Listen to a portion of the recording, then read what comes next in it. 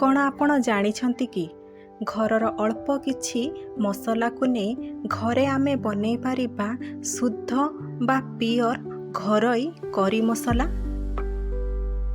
ଏମିତି ତ ଆମେ ପ୍ରତ୍ୟେକ ରେସିପିରେ କରି ପାଉଡ଼ର ୟୁଜ୍ କରନ୍ତି, କିନ୍ତୁ ଯଦି ଭଲ କ୍ୱାଲିଟିର କରି ପାଉଡ଼ର ଆମେ ୟୁଜ୍ କରିବା ଆମ ରେସିପିର ସ୍ୱାଦକୁ ସେ 100 ଗୁଣା ବଢ଼େଇ ଦେଇଥାଏ। କିନ୍ତୁ ସବୁବେଳେ ଆମେ ମାର୍କେଟର ପ୍ୟାକେଟ୍ କରି ପାଉଡ଼ର କିଣିକି ଆମେ ଆମ ରେସିପିରେ ପକାନ୍ତି, ଯାହାର କି ପ୍ୟାକେଟ୍ ଭିତର କ୍ୱାଲିଟି କିମ୍ବା ଶୁଦ୍ଧତାର କୌଣସି ବି ଗ୍ୟାରେଣ୍ଟି ନଥାଏ।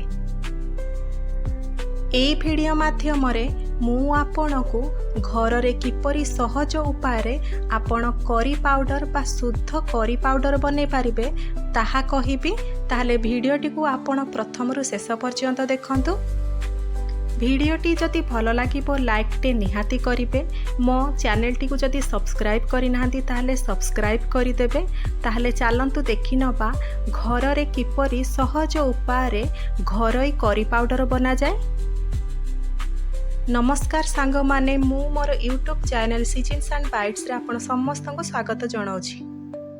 ଏଇଠି ଦେଖନ୍ତୁ, ଘରୋଇ କରି ମସଲା ବନେଇବା ପାଇଁ ମୁଁ ଗ୍ୟାସ୍ର ଫ୍ଲେମ୍କୁ ଲୋ କରିଦେଇକି ସେଇଥିରେ ଗୋଟେ ପ୍ୟାନ୍ ବସେଇ ନେଇଛି।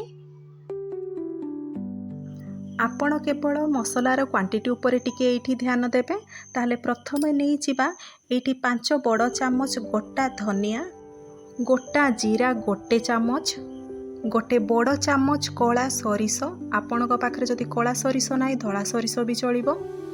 1 ଚାମଚ ଗୋଲମରିଚ ନେଇଯିବା ଗୋଟା, ଗୋଟେ ବଡ଼ ଚାମଚ ପାନମହୁରି ନେଇଯିବା ଗୋଟା।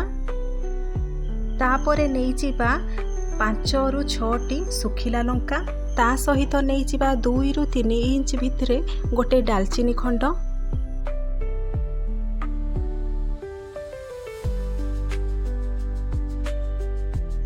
ଏବେ ସ୍ୱାଦ ଆଉ ବାସ୍ନାକୁ ବଢ଼ାଇବା ପାଇଁ ଏଇଠି ନେଇଯିବା 2ରୁ 3ଟି ଗୁଜୁରାତି। ତା ସହିତ ନେଇଯିବା 6ରୁ 7ଟି ଲବଙ୍ଗ। ଏବେ ନେଇଯିବା 2 ଚାମଚ ଗୋଟା ମୁଗ।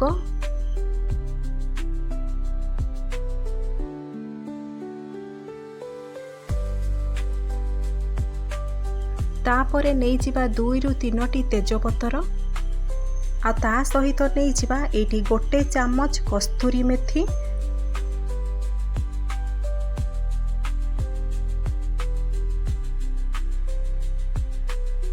ସ୍ୱାଦ ଆଉ ବାସ୍ନାକୁ ବଢ଼ାଇବା ପାଇଁ ନେଇଯିବା ଭୃସଙ୍ଗ ପତ୍ର। ଆପଣ ନିଜ ଅନୁସାରେ ଭୃସଙ୍ଗ ପତ୍ରର କ୍ୱାଣ୍ଟିଟିକୁ ବଢ଼େଇ ଆଉ କମେଇ ପାରିବେ। ଆପଣ ଚାହିଁଲେ ଏଇଠି ଲୁଣ ନେଇପାରିବେ, କିନ୍ତୁ ଯେହେତୁ ଲୁଣରେ ମଏଶ୍ଚର ରହିଯାଏ ସେଥିପାଇଁ ମୁଁ ଏଇଠି ଲୁଣ ନେଇନାହିଁ। ଏହିପରି ଭାବରେ ଏମାନଙ୍କୁ ସବୁ ଡ୍ରାଏ ରୋଷ୍ଟ କରିଦେବା। ଯେପର୍ଯ୍ୟନ୍ତ ଆମର ଗୋଟା ମସଲା ଟିକେ ଟିକେ ଫୁଟି ନଯିବ ସେ ପର୍ଯ୍ୟନ୍ତ ଆପଣ ଏହିପରି ଭାବରେ ତାକୁ ଡ୍ରାଏ ରୋଷ୍ଟ କରିଦେବେ। ଗ୍ୟାସ୍ର ଫ୍ଲେମ୍କୁ ପୁରା ଲୋ ରଖିବେ। ଏହି ମସଲାକୁ ଆପଣ ମଝିରେ ମଝିରେ ପିତ୍ପାତିଆ ଦ୍ୱାରା ନହେଲେ ସ୍ପାଚୁଲା ଦ୍ୱାରା ଆପଣ ଧୀରେ ଧୀରେ ଏପଟ ସେପଟ କରିଦେବେ, ନହେଲେ ଚଲେଇ ଦେବେ। ଯଦି ଆପଣ ଚଲେଇବେନି ତାହେଲେ ତଳେ ଥିବା ମସଲା ଗୁଡ଼ାକ ପଡ଼ିଯିବାର ସମ୍ଭାବନା ରହିବ। ଏଇଠି ଆପଣ ନିଜେ ଦେଖିପାରୁଥିବେ ଆମର ଗୋଟା ମସଲା ଧୀରେ ଧୀରେ ଫୁଟିବାକୁ ଷ୍ଟାର୍ଟ କଲାଣି।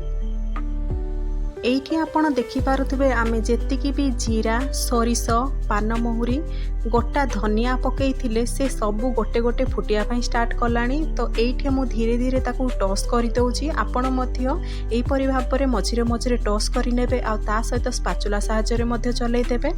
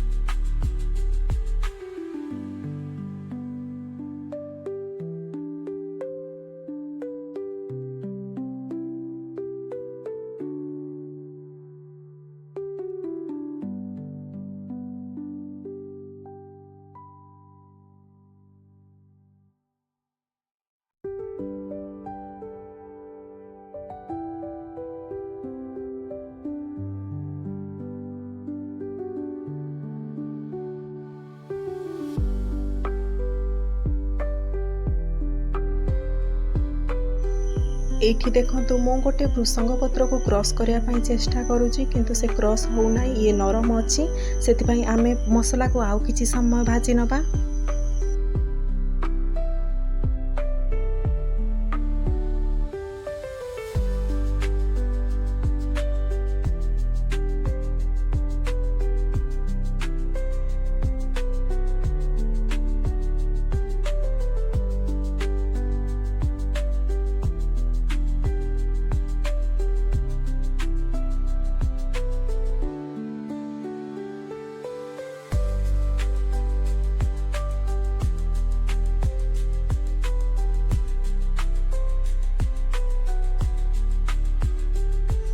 मझिरे मझिरे आमे एहीपरि भाबरे धीरे धीरे पितपातिया किंबा स्पाचुला द्वारा चलै नबा। एबे देखंतु मु एठी पुणी थरे भृसंग पत्र को क्रॉस करिया पई चेष्टा करूची आ से भलो से क्रॉस हे गलानी।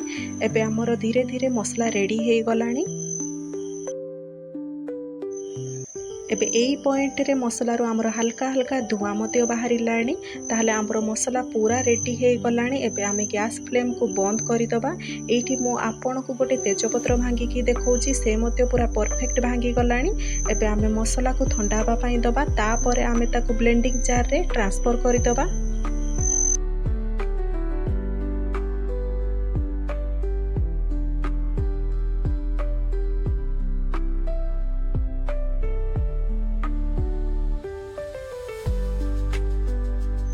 एबे एठी देखंतु मसला हमर ठंडा हे गलानी। एबे आमे ताको ब्लेंडिंग जार को ट्रांसफर करि नबा आ ताको खतडिया करिकि प्रथमे आमे बाटी नबा। मु एठी खतडिया करिकि प्रथमे मसला को बाटी नेइची। एबे सेइथिरे पके दबा हाफ टी स्पून हळदी गुंड।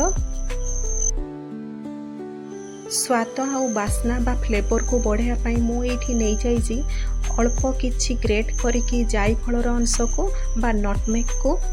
जायफल को ग्रेट कला बेले आपण तार मात्रा को खूब कम नेबे बेसी नेबेनी। जदि आपण बेसी मात्रा नहीं जाउछनी ताहले पूरा से करी पाउडर टी को खराब करि दबो।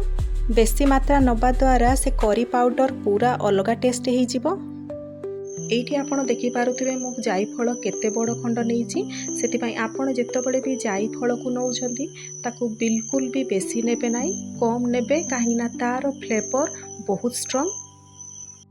एबे एई सबु को मिसई की मु एबे पुणी थरे ताको ग्राइंडिंग कर देइची आ गोटे फाइन पाउडर गुंड कर देइची। एबे रेडी हे गला हमर घरोई शुद्ध करी मसला। एई मसलाटी जहाँ तो आम रेसिपी रो स्वाद को बढ़ेइबो ता सहित एई मसला बास्ना मध्य भलो करिबो आम रेसिपी रो। आपण जेतेबेले एई मसला तयारी करूथबे आपण निजे अनुभव करि पारिबे जे एई मसला रो बास्ना बहुत स्ट्रांग। एहा को आपण कोनोसी एयर टाइट कंटेनर रे रखी देबे। एयर टाइट कंटेनर रे रखिया द्वारा आपण से मसला को मास मास धरी यूज करि पारिबे। ता सहित ई मसलाटी बिल्कुल भी खराब हेबो नाही। एई मसलाटी घर रे आपण प्रस्तुत करिया पई मैक्स टू मैक्स 10 मिनिट लागिबो। ताले एई वीडियो देखिकी आपण एई घरोई शुद्ध करी पाउडर टी बनांतु आ ताकू व्यवहार करंतु।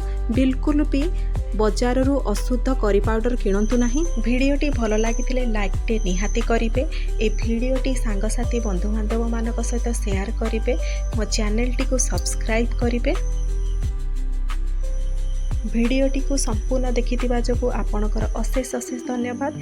एबे आपण मते सोशल अकाउंट इंस्टाग्राम रे मध्य फॉलो करि परिबे जहार डिटेल्स मो वीडियो रो शेष रे देई देइची।